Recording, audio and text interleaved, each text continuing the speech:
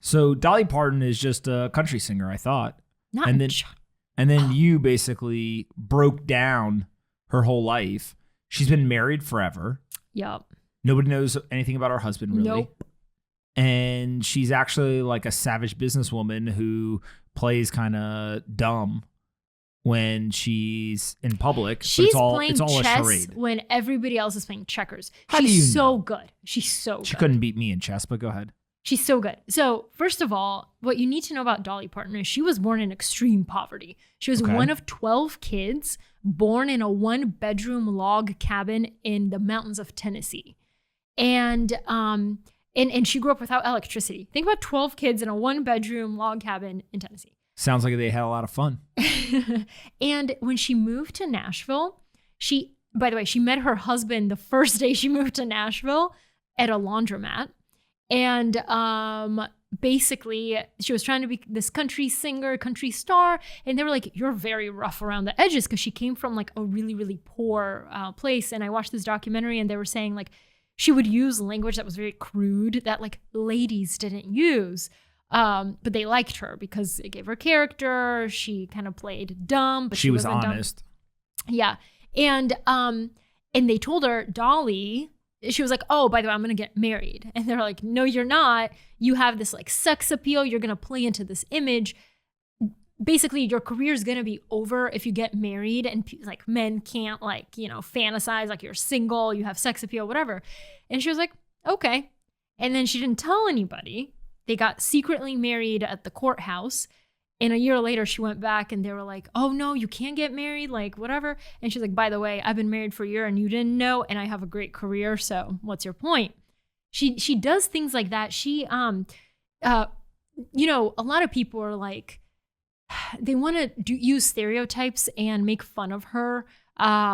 So they're like, oh, well, like if they want to make fun of the fact that she has a lot of plastic surgery or she has like really big fake boobs or whatever. And when they make a joke about it, they'll be like, oh, well, you're fake or whatever. And she'll say, I may be fake, but I'm real in all the like places that matter. And she's already expecting it. And she it tosses it back to them. And the whole point is like, you can only feel shame if you allow them to shame you. She doesn't care. Is it fair to say that most famous, successful people do not get lucky and they're actually very, very intelligent and know exactly what they're doing? Yes. Like yes. Kanye West is probably much more intelligent than people give him credit for. I think some people get lucky, but then it catches up to them and they fall into obscurity because they're not willing to be strategic. How much money do we think Dolly Parton makes? Do we know? Ooh, I'm not sure. But like, do we think that she's worth 100 mil, 10 million, a billion? Probably like closer to 100 million.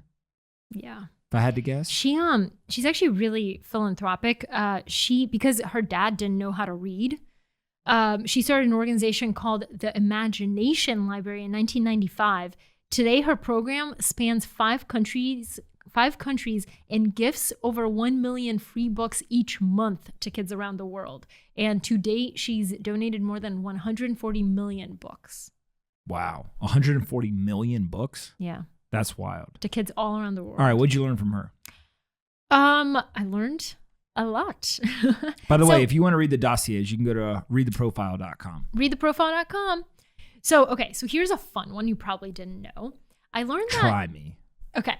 So she, at the time was kind of building her career. She was still relatively young.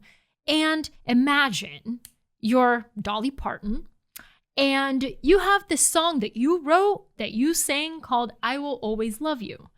And in the 70s, Elvis Presley wanted to record her song. But his manager wanted half the publishing rights.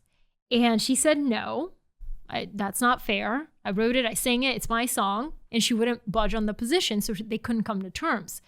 And she said no. And people were like, wow, like, oh my God, she's a woman. She should be honored that Elvis Presley wants to record her song. And here's what she said. She said, I never thought of it as being about being a man or a woman. I thought about it as being an artist and a writer and a person of strong will. So she just like wasn't willing to budge on this one thing. And she said, it broke my heart to say no, but I was willing to suffer that temporary disappointment and heartache than to live with something that I knew was wrong. So then Whitney Houston, as we know, I Will Always Love You, became famous. That became her song. She became famous with that song.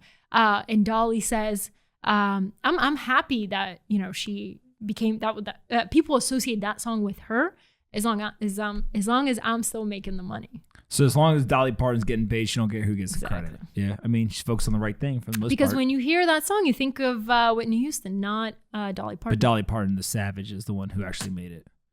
I love it.